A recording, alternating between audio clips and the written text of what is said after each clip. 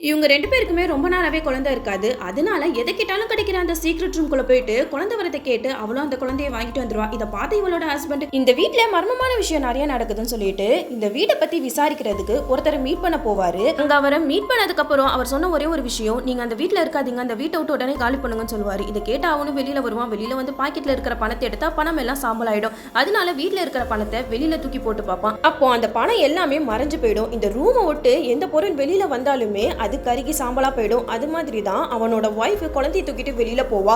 அப்ப அந்த குழந்தை திடீர்னு ஒரு மாதிரி அழுகுற சவுண்ட் கேட்டு வெளியில வந்து பார்த்தா அந்த குழந்தை கொஞ்சம் கொஞ்சமா மறைஞ்சிட்டு இருக்கும். அப்ப டக்குன்னு எடுத்து வீட்டுல போடுவாங்க. அப்ப பார்த்தா அந்த குழந்தை 8 வயசு பிள்ளை மாதிரி வளர்ந்துருக்கும். இந்த 8 வயசு பையனுக்கு ஷைனின் பேர் வச்சு தன்னோட பிள்ளை மாதிரி வீட்டை விட்டு வெளியில அனுப்பாம பொத்தி பொத்தி வீட்டிலே எல்லா விஷயத்தையும் சொல்லி கொடுத்து வளர்த்துட்டு இருந்தா. திடீர்னு அவன் 18 வயசு பையன் மாதிரி வந்து அவங்க அம்மா கிட்டேயே தப்பா நடந்துக்க பார்த்தான். அதனால வேற வழி இல்லாம அவன் அந்த வீட்டை விட்டு வெளியில தொத்திடுவாங்க. அவனும் வெளியில போயிட்டு சாம்பலா மாறிடுவான்.